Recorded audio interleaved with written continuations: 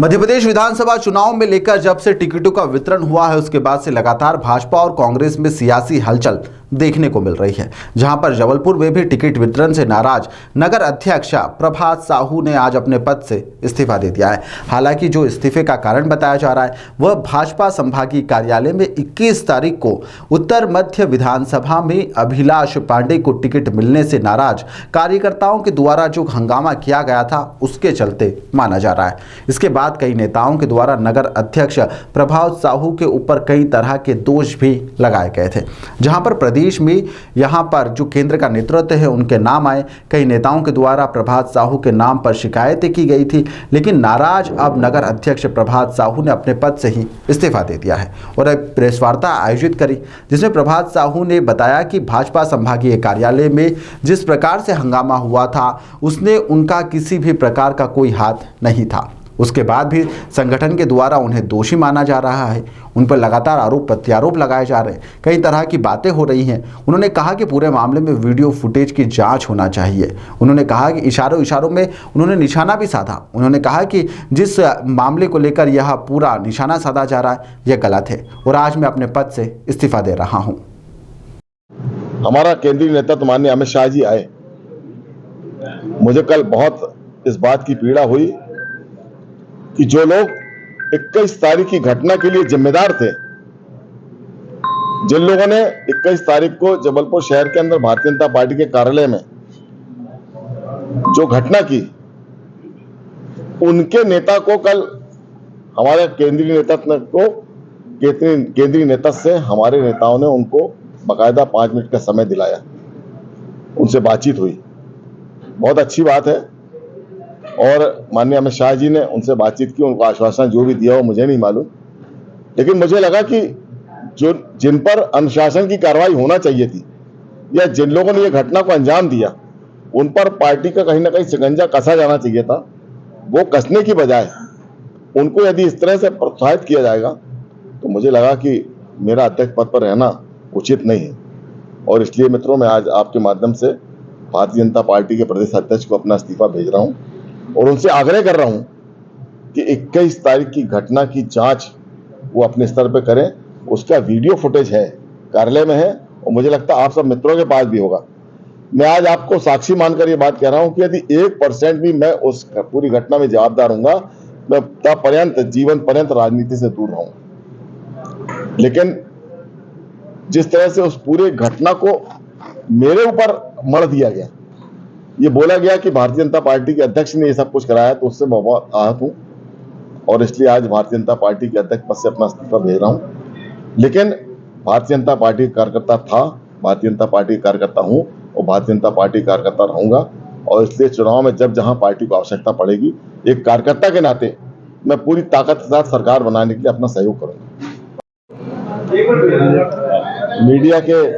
सभी मित्रों का स्वागत है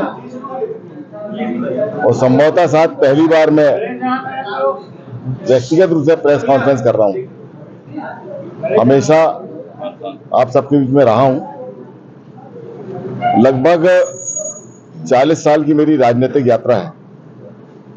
पारिवारिक पृष्ठभूमि मेरी हमेशा, मेरे पिताजी जनसंघ के अध्यक्ष रहे, विधानसभा का चुनाव लड़े, मीसाबंदी रहे, जेल गए, जनता पार्टी बनी उसके अध्यक्ष रहे और उसके बाद से 1980 से मेरी यात्रा प्रारंभ हुई। आप सबके स्नेह आशीर्वाद से इस शहर की राजनीति में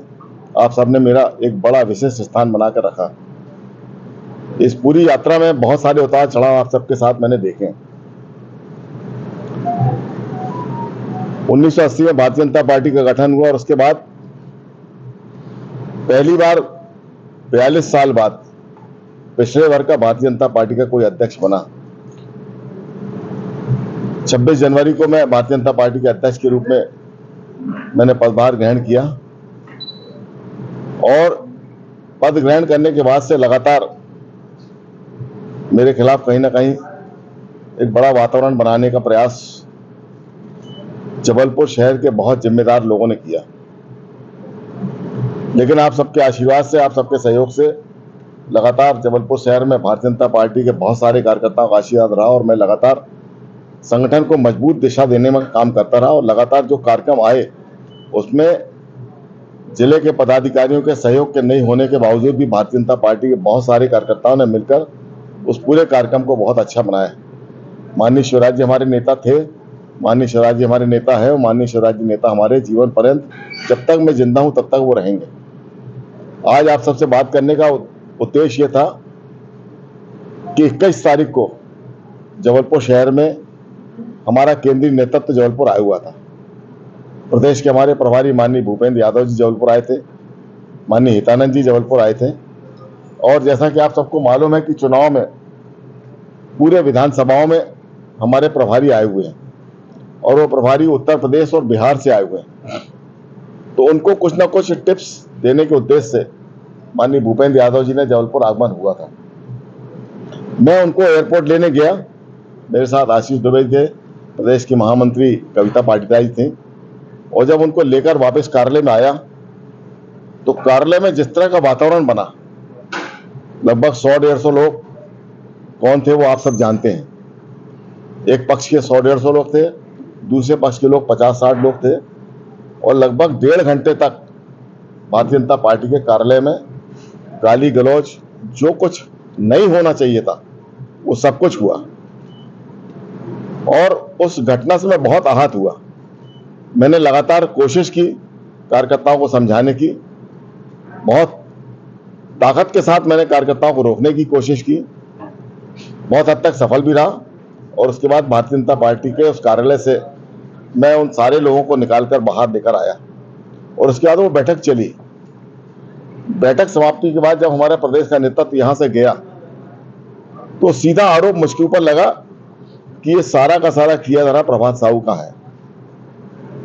मुझे लगा कि जब दूसरे दिन हमारे केंद्रीय नेता ने